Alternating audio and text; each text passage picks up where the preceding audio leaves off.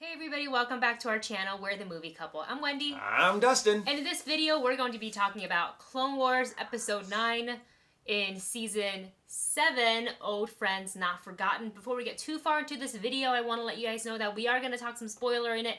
So if you haven't watched this video, if you haven't watched this episode yet, go ahead and put this video in your watch later list. Bookmark our page, subscribe, do what you gotta do so you can come back and listen to us talk spoilers, because this episode was so good, we can't not talk spoilers. You have been warned, and here we go. I was so excited. Oh my gosh. This had the perfect combination of action, of drama, of character development. I loved. This is what Clone Wars is all about. And it was just amazing to see everyone back in the fashion that I have fallen in love with Clone Wars. Yeah, I agree with that. And I know in this season we were treated to two previous story arcs that felt more like filler episodes. Some people are saying, I've said it too. And it didn't have that quote-unquote Clone Wars feel that we want and that we've been craving. And I will say this, those were fine. I really like the Bad Batch. You guys can watch our overall review on the previous arcs, but this is what we've been waiting for. This is what you guys have probably been waiting for. The build up and the anticipation, I think, worked, because I sat there as we watched the episodes and I went through all sorts of emotion. I didn't know what to do with myself. Within the first 30 seconds of this episode, I was screaming because they were Obi-Wan and Cody were basically hiding and just like, oh my god, we're gonna be overtaken, like their firepower is too hard. And then Anakin just strolls in like the cocky Jedi that he is. He's like, what are you doing down there? And then goes, meh.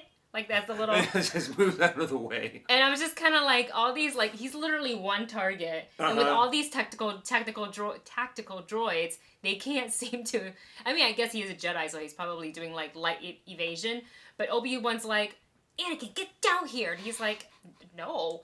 And I loved his plan, which was to stall and fake surrender. And the whole time he was like... Well, Obi-Wan, it wouldn't have worked if you weren't in your predicament, so thank you. And I love that. I just love that. If you saw the original Clone Wars movie cartoon that came out, that honestly I didn't like very well, this is kind of the same tactic that Obi-Wan used on a bridge at the beginning of that movie. And I liked how Anakin kind of made it a lot more Anakin-like, to where it was like, okay, there's my target, let's go and kill everything. And it was such a great plan because, they essentially ninja'd them in a way, like, they didn't see it coming. And I like that one tactical droid's like, why have you seized fire? It's a trap! And then probably the best use of the Force, because sometimes I feel like when I'm watching any Star Wars thing and I'm like, just use the Force! What are you doing? Like, do you have to wait for a specific moment for you to use it? Because sometimes they're like, oh, this, and it's like something simple, or like, I'm about to die but I want to use the Force. I'm like, what are you doing? But Anakin saw the thing, and the Anakin smirk came out, and he just pulled that droid all the way, and then just with the god, it was one so fell good. swoop, catch slice, and cleaved his head off. Within the first 5 minutes of the episode, I was like, yes, I am living for it. This is what I've been waiting for. And right after that, of course, was the communication that they had with Ahsoka, something we've seen in endless TV spots and trailers since they first came out with like the Clone Wars stuff, promo and whatnot. And the look on Anakin and Obi-Wan's face when they just saw Ahsoka via hologram, and who she was with, I'm sure was a little bit shocking to them too. But the both of them, I feel like the initial shock, especially on Anakin, was, oh my god, there she is. We haven't seen her since she left the Order. She really didn't even have much of a conversation with Obi-Wan, I think, prior to her leaving. It was mostly her and Anakin. It was mostly her and Anakin, and then closer knit. Oh my god. And so that got me emotionally. And then when she actually came off the ship with bo-katan, and as she was coming down, and you can see the anticipation of Anakin, like, fidgeting, feeling nervous. He couldn't contain it, and it showed just... Anakin is a Jedi. A lot of Jedis, like, they turn off their feelings, or more stoic, and they can control their feelings, and they don't let it cloud their judgment, as Obi-Wan likes to say. But Anakin is really, really apart from that. sets himself apart from all that because there was emotion. He there has is that connection. Yeah, he has those attachments. He still has that love, and he still has that he's not able to quite control it. So it's really cool to be able to see the little nuances that they actually put into the animation, and they animated this incredibly well. Can we talk about that for a second? Beautiful. I have to admit, there were some scenes, there were some edits, and the way this was put together was very just beautifully done. And this is what, there's so many other moments like this in previous episodes and previous seasons of Clone Wars, and I have just been dying to finally see that again. And I'm just really excited for this next full story arc. Yeah. Because I think we're just going to get tons of that. Because we still got, 3 more episodes? We have 3 more episodes, and this one was almost at a full 30 minutes, and I was not complaining, because usually they're about 22 to 24, so we got a little bit, and every minute counts. And before we get too far in our review, I kind of want to touch on what you said about animation. This is probably the best animation I have ever seen. Everything felt super detailed, especially if you look at the opening scene with just Obi-Wan and Anakin. And not just facial expressions, but texture on their costumes, especially Obi-Wan's. I don't feel like I've ever really seen such detailed animation in a Clone Wars episode. I really, really appreciate it. It's so high quality. On top of that Lucasfilm title card, when it came up, I was like, oh, yeah. Yes! And the logo came up in red instead of yellow, like we mentioned in the previous review, and they didn't open with a fortune cookie. They always usually open with some sort of that's right. fortune cookie, and they didn't. They just jumped right into it, and I was like, okay. And then there are so many other moments that I just really want to highlight real quick. So aside from Ahsoka exiting the ship, after they kind of had their little meeting about whether or not the Jedi Order can help Bo-Katan, kind of take back, overtake Mandalore, and why they want to go there, and it's because Maul is there. But then this whole thing happened with the Chancellor, and then they talked about Shakti. I was like, I know, and then because that this is exactly where Revenge of the Sith starts. It's Anakin and Obi-Wan going to save the Chancellor. So it's right at that beginning. So I'm wondering if that's the end of what we see of Obi-Wan and Anakin for the rest of this, for the rest of the season. Yeah. I personally think so, because there's not going to be any communication. And in Rebels, the last thing she said about Anakin, she says, the last I saw my master was when he was running off with Master Kenobi to save the Chancellor. And I'm like, well, that's the last time he saw her, or they saw each other. Face to face. So it's now going to be just her story. And I kind of know what happens because we read the book, the Ahsoka book. So we kind of know in what direction's going to happen. And if you've watched Rebels, Ahsoka lives, and Maul lives, because they're both in Rebels. And Rex lives. Yeah.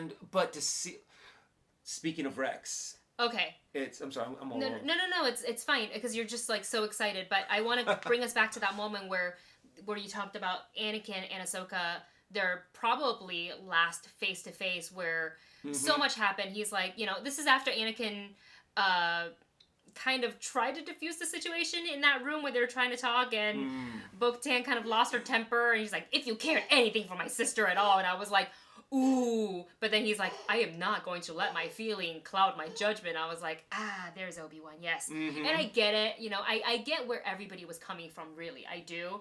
And poor Anakin's just kind of like, I just, she's back, and I want to help, and I'm just trying to appease, and I don't know, and this is my master, so I can't, but I like that there was he was trying so hard to want to catch up with Ahsoka, and she kept on like, this is not the time to catch up. And she was very business-like, very cold, and he was like, oh, and they have this long relationship because they're apprentice and master, and he's like, come, I have a surprise for you. We knew what was going to happen because we've seen it many times in the trailer, and when it opened, that, the Rex and his team, and how they painted, Ahsoka's markings on their helmet. And I've always felt emotional every single time I saw that, scene in the trailers. Yeah. And it still hit me. it actually hit me pretty hard because she's like, well, I left. You know, you don't have to call me Commander anymore. And he's like, whatever you say, Commander. I'm like, oh, God. And then he had another surprise for her, which is what you were talking about, her old lightsabers. And he opened it up and she was just like... and the way she grabbed them, she ignited them, she was like, not like that. Not like a spaz like how I just did it. But, you know, it's just brought back all the feelings, everything I've been wanting to see. And then just to kind of close out that scene, because you were talking about how it links to what we saw in Return of the Sith and Rebels, Rebels, and we know we're gonna probably see a little bit of Order 66. So this is really interesting because we have Anakin and Obi-Wan going off to do their thing. We know what happened kind of with them, but now we're gonna get to see Ahsoka, who is, you know, going to Mandalore with Rex, and you know that they escape Order 66. Yeah. So we're gonna see how that plays out, and that's gonna be so interesting. And I love that we'll progress a little bit into the story.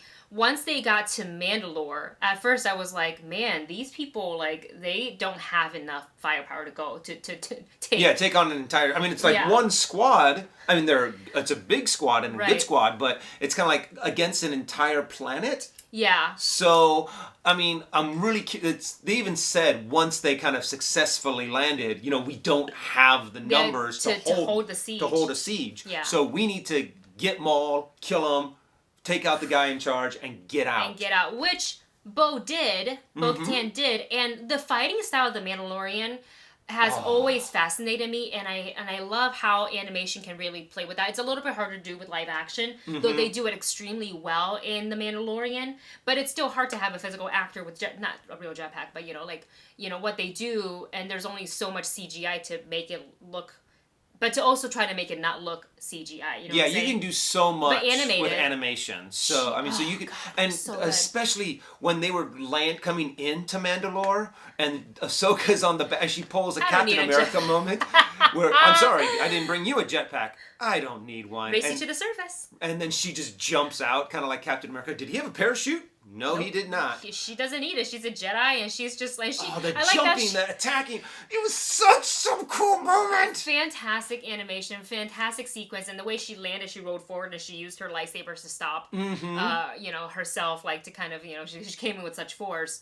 It was amazing. And then, of course, they know that they had to get to Maul sooner rather than later. Unfortunately, what they didn't know, and Bo couldn't get to her via communication, was that... It's a trap! It was... Every time somebody says it's a trap, I always feel like Admiral Akbar is somewhere, it's a trap! It's a trap!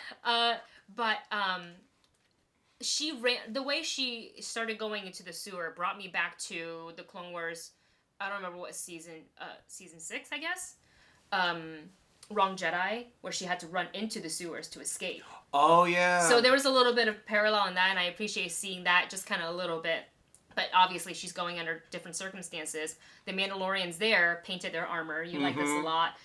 To reflect Maul's marking, and I thought that was really cool. So you had Maul's Mandalorians versus Ahsoka's clone troopers. Yeah. The costumes looked awesome, I have to admit. Yeah. And of course, this episode is left with a huge cliffhanger. Yep. Where Ahsoka's surrounded, and Maul comes in. I was expecting Kenobi. What are you doing here? And I'm like, oh! And you know what's going to happen if you are caught up with Rebels, if you've read these, even if you didn't read the Ahsoka book, if you're caught up with Rebels, you know how, you know what happens with the Maul storyline. Yeah. So that means there has to come something in this point, though, to where there has to be a moment where Ahsoka kind of has to trust, because in Rebels she has to trust Maul for a little bit. Yeah, when they were doing their thing with the temple and with Ezra and so I'm really curious to see how exactly this fight ends, because I think she thought he was dead and he thought she was dead.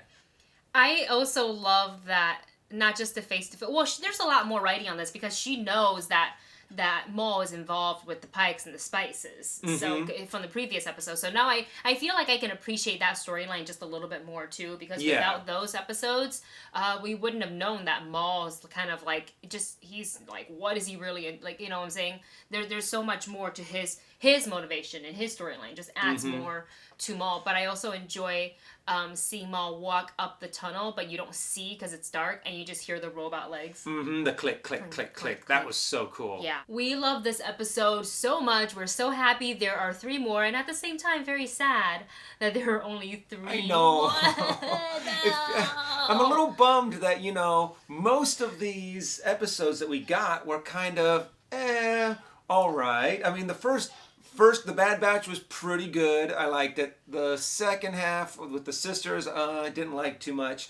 But until this is what we've been waiting to see. Yes. And I can't wait for the next episode to come out. Oh to my see gosh, yeah. And especially since a lot of the people, the voice actors that are involved with the Clone Wars, Ashley Eckstein, Sam Witwer, and I'm trying to think if James Arnold Taylor tweeted something out, but I know I saw Sam's tweet and I saw Ashley's tweet, and they're just like, oh my god, it is so good. And you know they worked on it, so they know it's good, but also when they see it, they're just like, oh damn, that's really, really good. We cannot wait. We want to know what you thought of episode 9, Old Friends Not Forgotten.